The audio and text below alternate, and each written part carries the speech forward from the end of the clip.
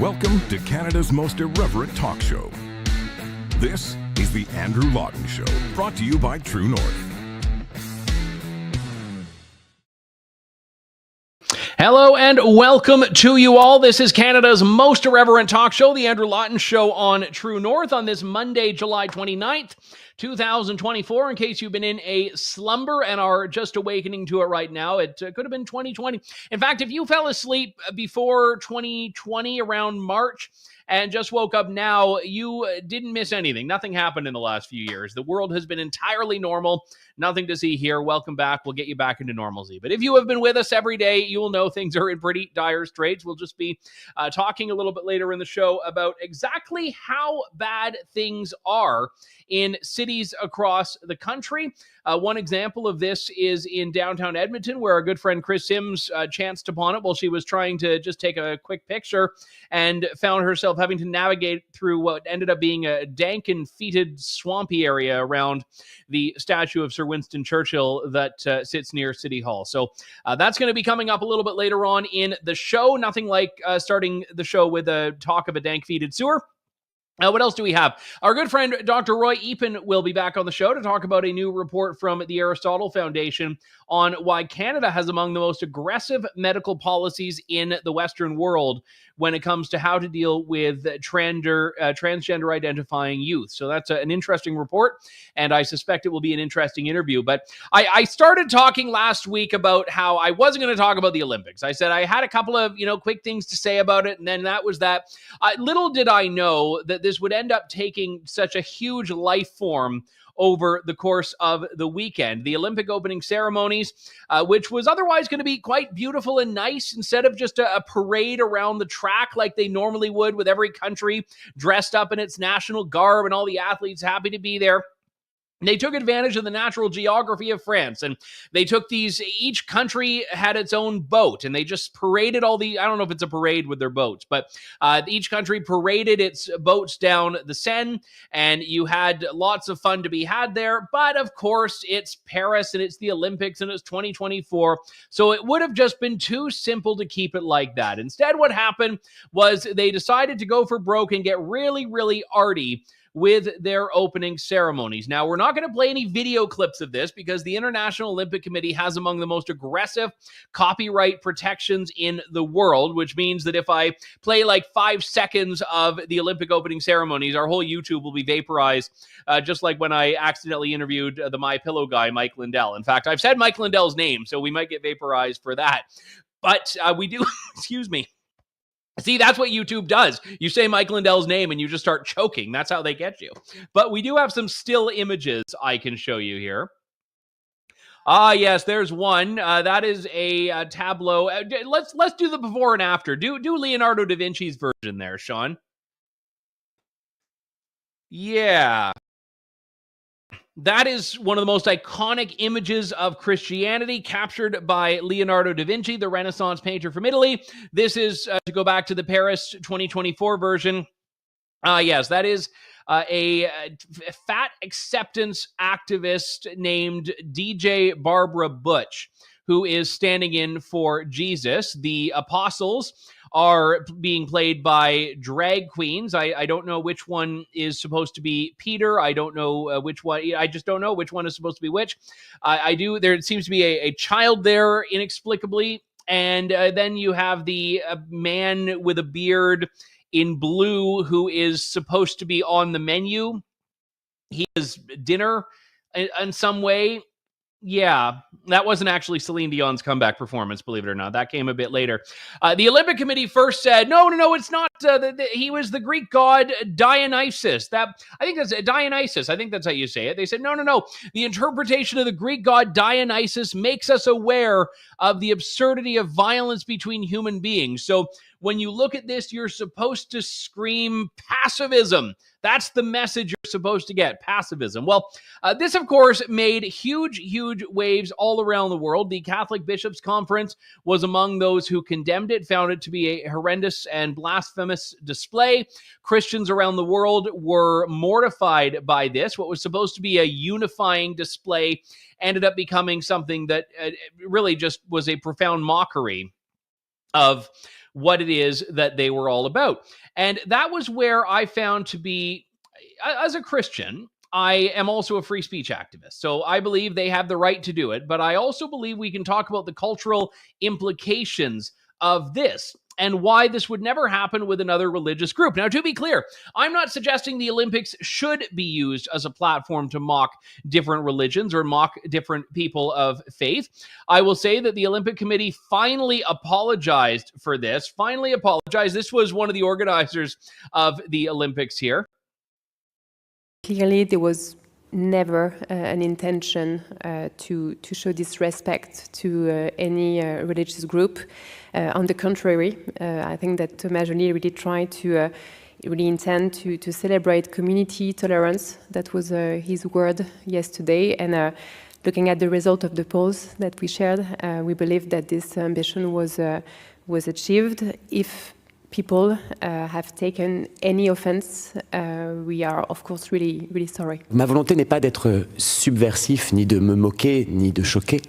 Ma volonté est simplement de dire que nous sommes ce grand nous et que hier soir, c'était des idées républicaines, c'était des idées d'inclusion, c'était des idées de bienveillance, de générosité, des idées de solidarité, bref, de ce que je crois nous avons follement besoin.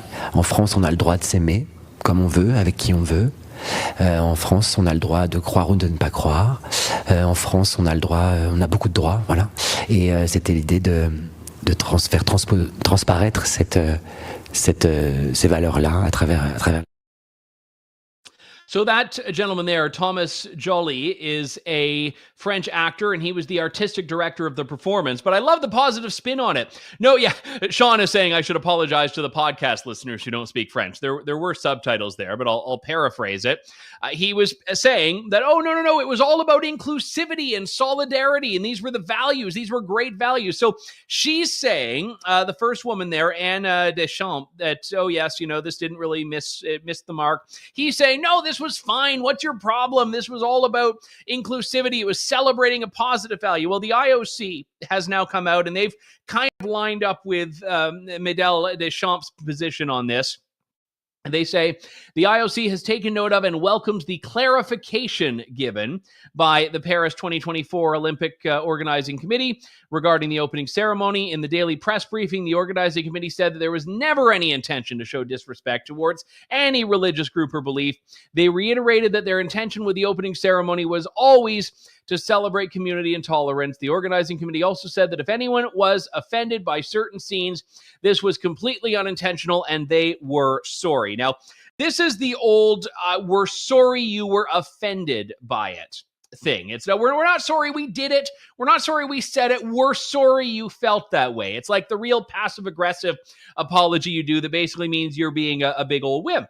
And look, I would say that some people should just let it roll off their shoulders. I think as a Christian, I can say this was in poor taste and it was callous, and I can point out the cultural significance of it, but it didn't hurt me. It didn't destroy me. I'm not losing sleep over it. It just revealed what I've always known and have talked about for years, which is how important it is to start turning culture around and start telling your stories in a positive light.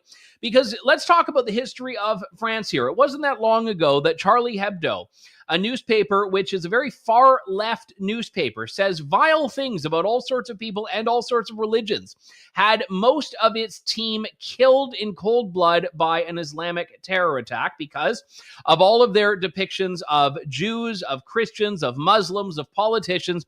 It was one particular religious group that had people motivated to commit violence against them. And in the case of Charlie Hebdo, it was Muslims. Now, I do not extrapolate from that Muslims are inherently violent, but I will say that it proved safe for them to criticize other groups, and it did not prove safe for them to depict in offensive ways that one particular group. And the takeaway from that is, again, not to talk about any group. It's just to talk about why making fun of Christians is easy. You know that you will ultimately find a lot of support from the late night comedy shows. You're not going to get many politicians condemning you. You're certainly not going to get your offices shot up and killed. It's the epitome of punching down. You're talking to people who are already mocked and maligned by much of the culture. Being a Christian is an incredibly unpopular thing in 2024, even in a country such as France, which is so traditionally Catholic, has some of those beautiful churches in the world. Its art was so beautiful at capturing religion throughout the ages, but it's a country that has no interest in religion in any form. And obviously, France takes its commitment to secularism serious, and they apply that somewhat evenly across the board. But it was punching down. Now, I'm not saying that there should have been some Olympic opening ceremony mockery of Islam, or some Olympic opening ceremony mockery of Judaism or Buddhism or Shintoism or Taoism. No, I'm saying that why can we not leave people of faith alone? Why is that not something that they felt able to do in that few moments? And you could even see it in Thomas Jalee's comments when he's defending this. And he says, no, we were celebrating Republican values and inclusivity.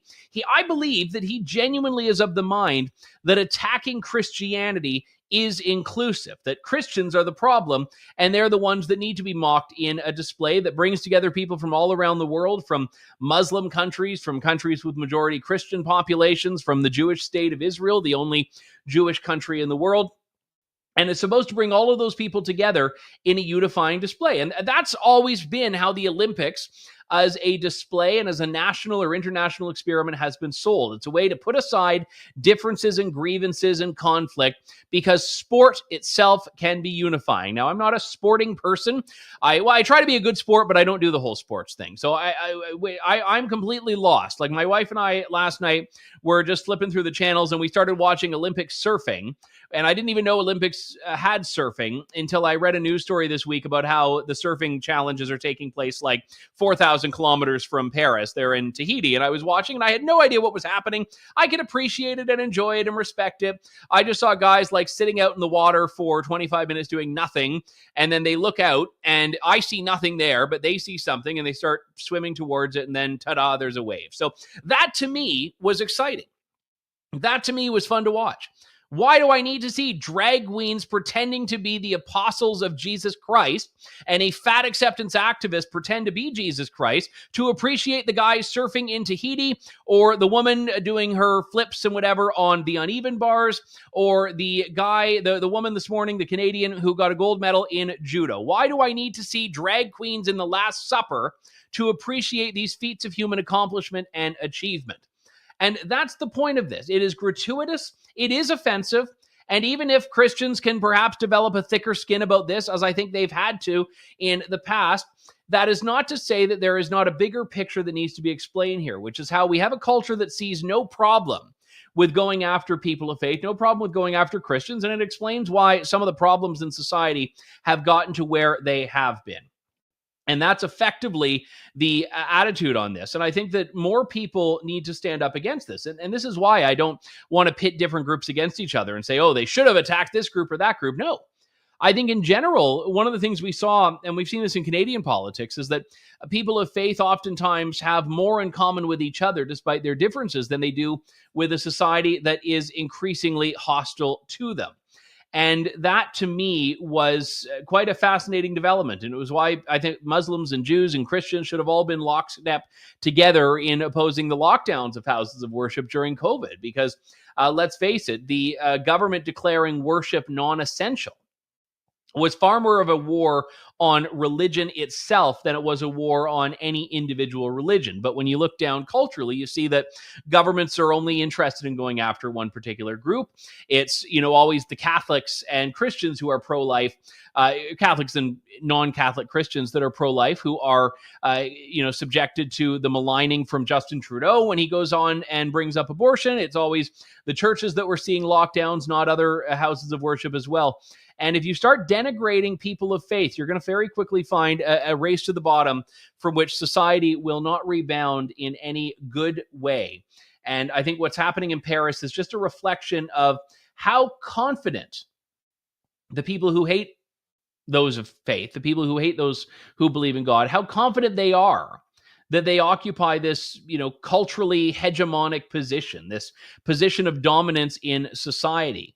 that they feel they can do that with impunity and generally will be right. And the Olympic apology, I actually don't buy as being all that genuine, because they're not saying we're sorry we missed the mark. They're saying we're sorry if anyone was bothered by it. But yeah, you're still defending it. You're still defending why you think this was some bizarrely inclusive display. So that is, I say that's all I'll have to say on the Olympics. That's what I said last time, and then this came up. So I won't make a promise that I can't necessarily keep on this. But I do want to move to another topic here. This was one, the Aristotle Foundation. We've had their head, Mark Milke, on the show a couple of times. They produced an interesting report today that actually looked at Canada's place in the world on a very key issue, one that's been getting a lot of coverage around the world, not just in this country, but in the UK, in many Western European nations, in the United States to some extent. And it's the way that countries choose to deal with transgender children, transgender minors. And this is something so key. You may recall there was not that long ago a report by CBC's French language arm, which was quite good, where they sent someone in undercover to a clinic that offered gender affirming care. And they found that gender affirming care, hormone treatments were being offered almost instantly to minors. Irreversible procedures being offered to minors. And this was something that was happening. And again, CBC, I have a lot of criticisms for them. They did real journalism here and exposed this. It was something that the Quebec government came out, and I think they've promised to look into it or make some changes or whatnot. But the reason I bring this up is because this new report has found that Canada is actually the most liberal in the world when it comes to the way it deals with this. The report compares Canada against the United States, against Europe and the United Kingdom, and finds that Canada is one of the countries, in fact, alongside the United States, has the most permissive approach to this when it comes to putting minors through the gamut of irreversible medical procedures, hormone treatments, and whatnot. And I think this is an incredibly important study, and it's one that will, I believe, become front and center in the debate, and even the UK, for how cautious it's been as a country and how cautious the Conservative government was there on a number of issues. Even the UK Conservatives under Rishi Sunak looked at this issue and said, okay, we have to do something. And they had a major report there called the CAS Review, which looked at the so-called gender-affirming care situation. We've seen that review cited by Danielle Smith in Alberta, which has, I think, as far as Canadian jurisdictions gone, been probably the most forceful in wanting to protect children away from these sorts of, I don't even want to call them treatments, because a lot of these things are quite, I mean, they're not treatments. They're not medical care at all. And I remember years ago, I interviewed James Cantor, who's a gay man himself, a professor, I believe, at the University of Toronto, or he was at the time. And he said that when you look at the data, most minors who identify with a different gender than their biological sex, especially in the case of boys, will outgrow it. It will literally be a phase and they'll end up being gay men. And he said there's a profound risk in treating these people as though they need to be made into a woman, made into a girl. And this is what we have an increasing number of activists pushing for. And it is about what is in the best interest of children. It's not about religion. It's not about morality. This is about science and it's about medicine. And when you look at how Canada stacks up against other countries, that's where I thought this was an important topic to go into. And this is where, I mean, just to bring it into another issue for a moment, we're seeing Canada do this with assisted dying as well. Canada has quickly outpaced a lot of European jurisdictions in terms of permissibility, in terms of the expansion of euthanasia. We have Canada right now looking at expanding this to people with mental illnesses as well, an issue that is near and dear to my heart as someone who's dealt with mental illness and someone who was dealing for a time in my life with the desire to end my life. And the fact that government could have been assisting me in that is mortifying, as it would be to those around me. So why is Canada putting itself on the radar in all of these wrong ways? So let's talk about this in the context of this report from the Aristotle Foundation. One of the authors is Dr. Roy Epen, who's an endocrinologist at a hospital in Montreal and also a senior fellow at the Aristotle Foundation. And I've known him for many, many years. He's a great guy, and we're glad to have him back on the show. Dr. Roy, good to talk to you. Thanks for coming on today. Hi. So let me just ask you first off, before we get into the report, as a physician, is your position on this fairly common among doctors? Because I often, we hear the activists on this and we know what the activists want, but is that reflective of where the medical community is, or are they more on your side here, that this is not something we should be You rushing know, minors into? it's hard to say. Last year I went to the Endocrine Society, which is a meeting of the American endocrinologist group, 6,000 endocrinologists. And I went with another one of the places I'm a senior fellow with, Do No Harm. And we just talked to endocrinologists, and we found that a lot of them did agree with what I was saying, but a lot of them were afraid to say it out loud. So what is it that your report has found as far as the reality in Canada compared to elsewhere? So the report basically has found that we are more permissive about these kind of procedures than pretty much anywhere else. Both the U.S. and Canada, but particularly Canada. In the U.S., 22 of the states have actually legislated on this. While in Canada, we limit things like the surgeries are pretty limited everywhere. Though I sometimes think people get around these by, some kind of trickery. But things like puberty blockers, only 2 provinces have some restrictions on when you can give them, which are Alberta and Nova Scotia. And cross-sex hormones, three provinces have some limitations. Well, in many European countries, most notably the United Kingdom, which has a system of healthcare very similar to our own, puberty blockers are basically banned except in research purposes. And in fact, that temporary ban, which was put in by the Tory government, which was defeated recently and replaced by a Labour government, is being continued by the Labour government, also in Scotland, also in Finland and Sweden. And today, the High Court ruled on a complaint saying that this was wrong, and the law was reviewed, and the High Court ruled in favor of the government, saying that the puberty ban was correct legislation, and the evidence for that is the Cass review, which was a 4-year review of the literature and a series of systematic reviews by Dr. Cass, who was the former head of the Royal College of Pediatricians. And I think that's pretty much a game changer in many ways. It found very little evidence for using the puberty blockers, and cross-sex hormones, and actually it particularly said we should probably ban the puberty blockers, and we have. In the United Kingdom, at least. Looking at Europe, though, Europe always has had this reputation of being this bastion of social progressivism. And I think in a lot of issues, certainly in Scandinavia, it is that way. So why are they so much more cautious than you'd expect on these issues? Because I think they're looking at the science. Many of these countries actually did their own systematic reviews. A systematic review is basically looking at the literature on the subject and seeing if there is evidence to go ahead with these kind of things. Because if you're going to treat someone, you have to show that there must be overwhelming benefit when there, in this case, can be terrible harm. And I think from that, they've all become quite a lot more cautious. This is true in Sweden. This is true in Finland. The Danes, to some extent.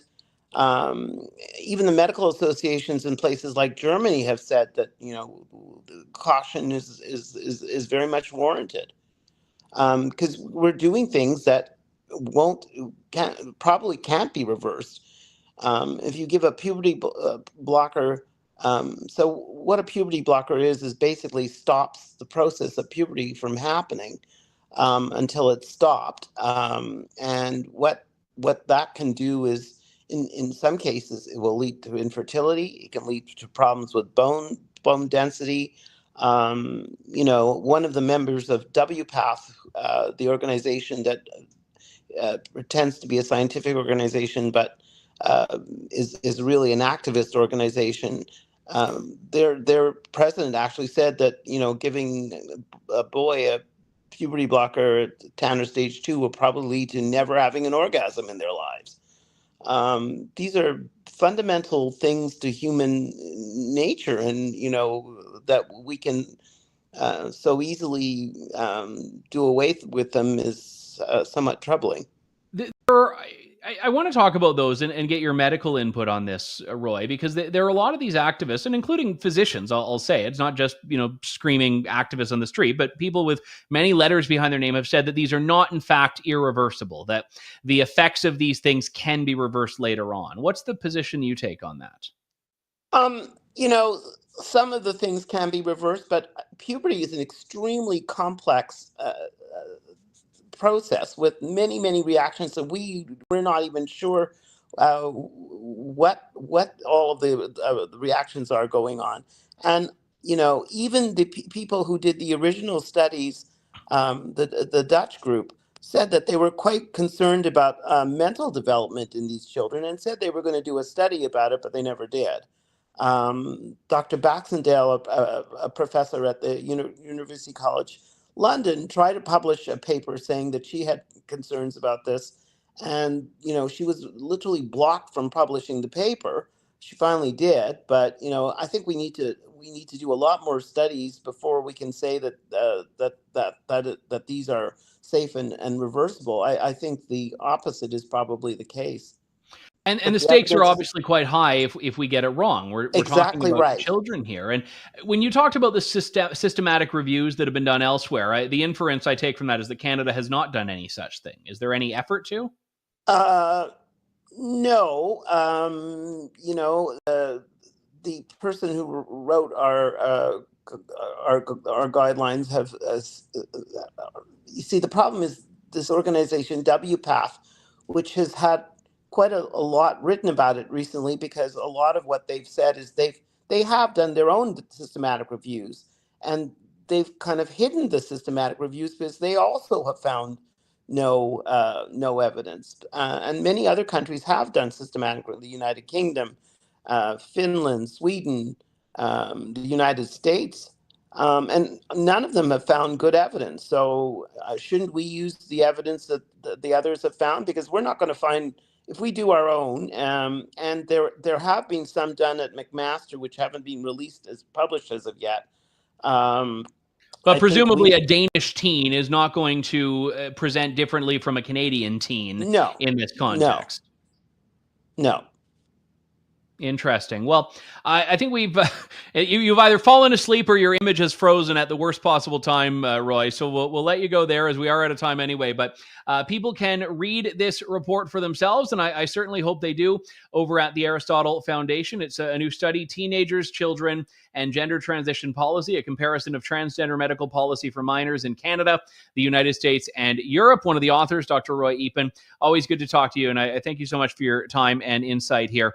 That is an interesting topic. And again, I always defer to the people on this that are interested in protecting children. And it's amazing when you see how many activists have really co-opted a lot of these spaces. And again, Roy was saying there, made people that otherwise are on the side of science just fearful of speaking out. And you look at Ken Zucker, who's one of the cautionary tales here. He was with, I believe, CAMH, and he ran a clinic that treated youth that were identifying with gender dysphoria. And he believed, yes, we should at some points facilitate them, but let's use that as a last resort. Let's use that as a last resort. And that was the interesting thing about it, is that he was the most progressive-minded person in that role. He wasn't some, dirty, stinking, scary transphobe that was saying, okay, if we don't actually, help them, then we'll get our way. No, he was saying, let's actually help them extra. Let's make sure that what we're doing is in their best interest. And then he gets maligned as a transphobe by activists that have not done what he has done for patients, that have not done what he has done, ends up losing the funding for his clinic, gets shut down, and he becomes a pariah. And I think James Cantor, who I mentioned a few moments ago, has also similarly been in a situation where he's faced like calls for his cancellation and people calling for his grants to be taken away because he takes the view that, okay, a lot of these people are not actually transgender, so let's not treat them like they are and do something that we can't take back. That sounds like an entirely reasonable point. And to be fair, we are not talking here about adults. We're not talking about making any legal restrictions on one's ability to live their own life. We are talking about making sure that children are getting adequate care they need. And this is why what Danielle Smith proposed in Alberta, Scott Moe in Saskatchewan, Blaine Higgs in New Brunswick, what people in some other provinces have as well, have become such tremendously popular policies, because a lot of people don't want to force kids into irreversible situations under the auspices of science, which fundamentally just does not exist. We are going to turn from this issue to one that's a little bit less hot button here, which is what's happening in Canadian cities. So last week, Conservative leader Pierre Poilievre was in London, Ontario. I went to that press conference, and he was standing in a park as he talked about rising drug and crime issues. And much as it was very specific to London in some ways, people watching that press conference from around the world, around the country, certainly, but even around the world to some extent, were saying, yep, I see that in Vancouver, I see it in Regina, I see it in Winnipeg, I see it in Halifax, I see it in this, I see it in that, because this is just now a fact of life. This is now the world we live in. And our good friend Kris Sims from the Canadian Taxpayers Federation, she learned this the hard way. She took a stroll through Edmonton. She was trying to take a picture, a stock photo of Edmonton City Hall. And I don't know Edmonton too well. I usually, when I'm out west, I'm more in Calgary, but I've been to Edmonton. I know it a little bit. There's a statue of Sir Winston Churchill, one of many across the country that she was near. And she took this picture, and the garbage around it might not surprise you. That liquid that is on the front of it, she didn't think that was water. She didn't think it was someone who had just dumped out the extra coffee. She didn't think it was anything of the sort. No, it smelt a lot like urine. So this was what was one of the most, or should have been one of the most preserved spots in the city, you'd think. After all, if City Hall can't use its tax dollars to keep its own front yard clean, or maybe it's a backyard, how on earth can they do that in any other city? So this is why I think it's important to have these conversations. Kris managed to make it out. Hopefully she was able to get and have a shower after that. She joins us once again, Canadian Taxpayers Federation Alberta Director. Kris, how'd you manage?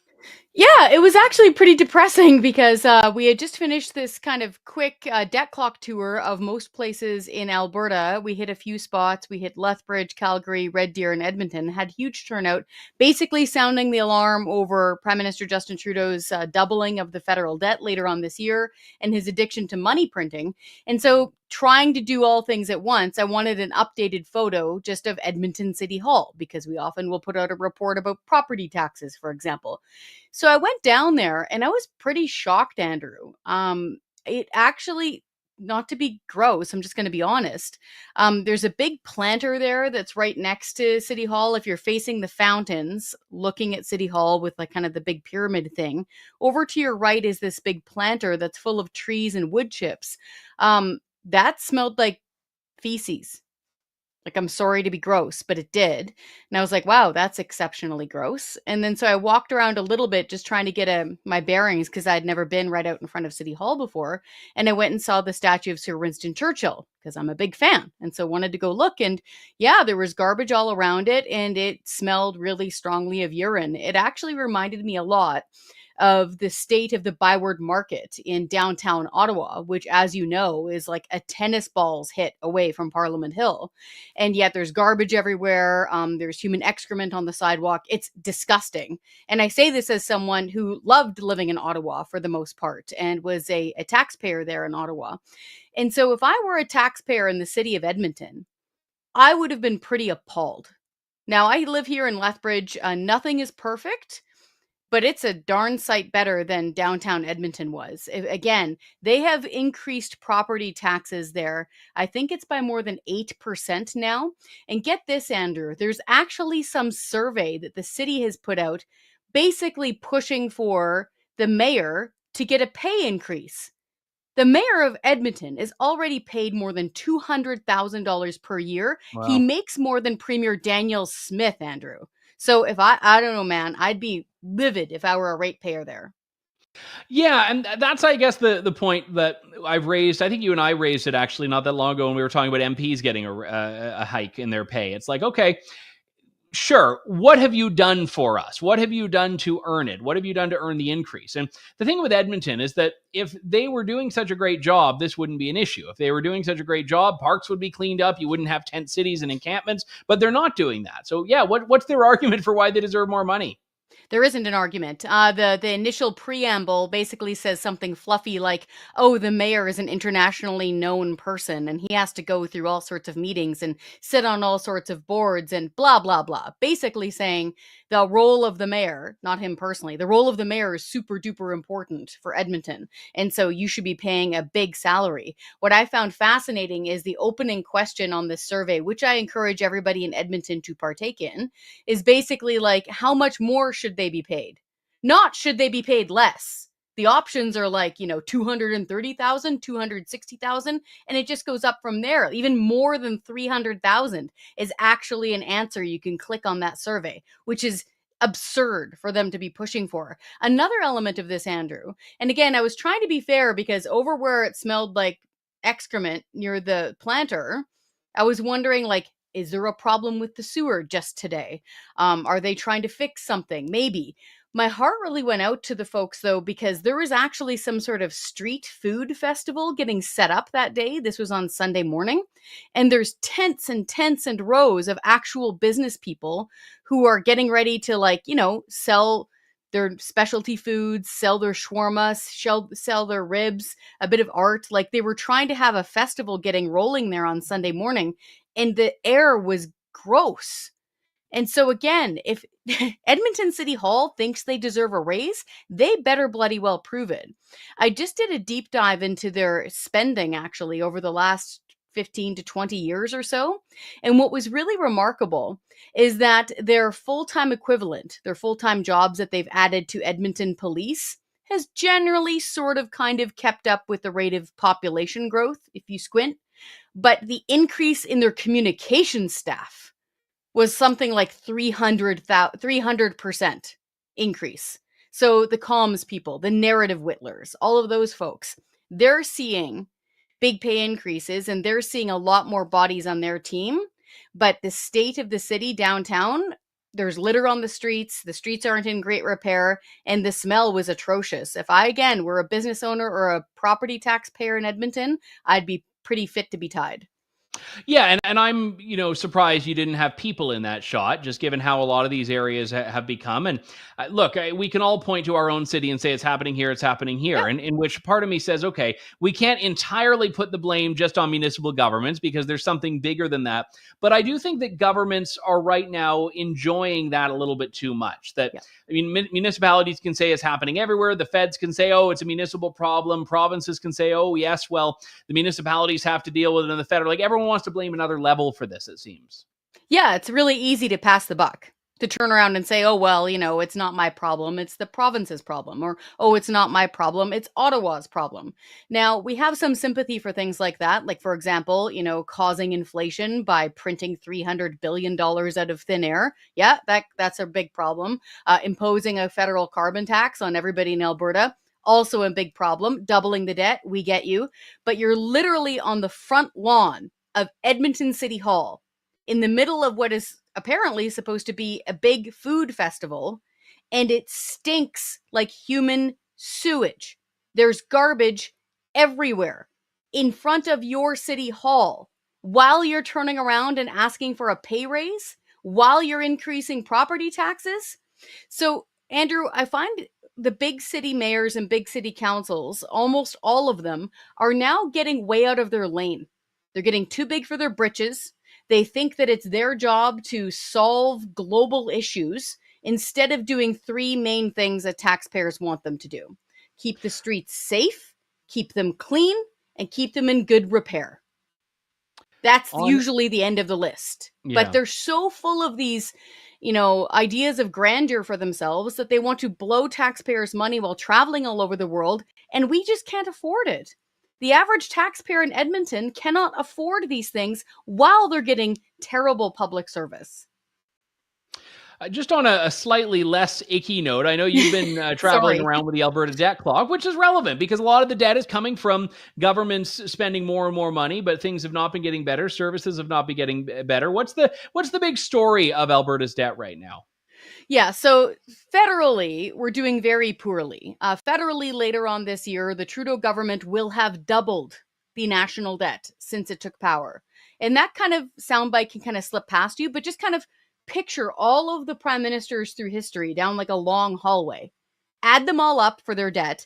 Now double it. That's what the Trudeau government will have done in less than a decade. It's astonishing. So now we're roughly at about $1.2 trillion. It's going up $1,200 a second. And to get an idea of how big a trillion is, Andrew, if you started right now like Scrooge McDuck counting up your loonies, it would take you 30,000 years to count to 1 trillion. Provincially, it's not perfect, but we're doing better. So provincially, the Daniel Smith government, the UCP government, now has a law that they have to put 50% of their cash surpluses down to pay down the debt.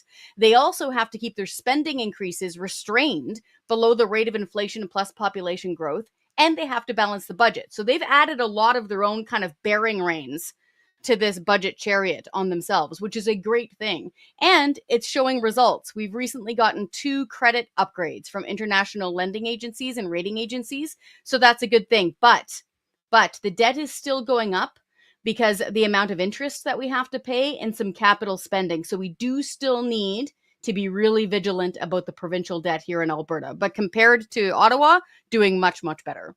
How long until someone can do the Ralph Klein move and hold up the paid in full banner? That's a great question. So as of right now, knock wood, I'm a pretty hopeful person when it comes to Alberta. Things are looking pretty good. They currently have a surplus in the billions of dollars.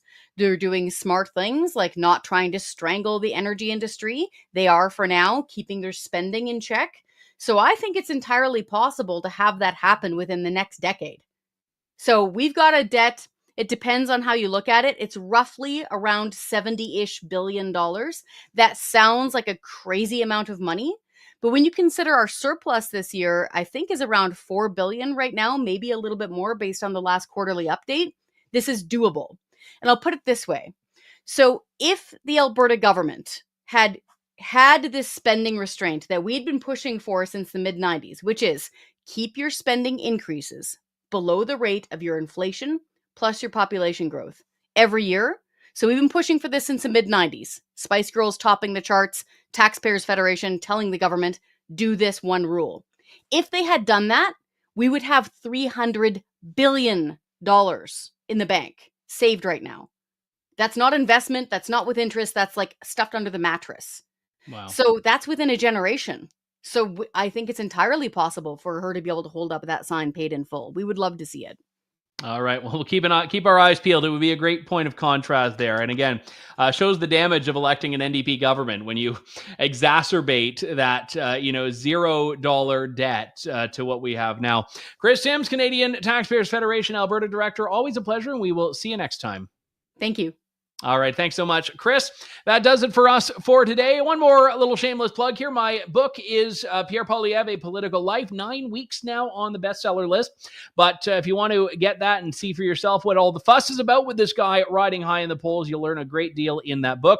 I've had a few kind people on social media share pictures of them on their vacations reading it. So particularly ambitious if you consider it as a hardcover. So if you decide to bring that with you, you're showing true dedication. So thanks very much. You can get that on Amazon, in Indigo, or at Sutherland House Books. But we will talk to you tomorrow, 23 hours and 15 minutes from now. Thank you, God bless, and good day to you all.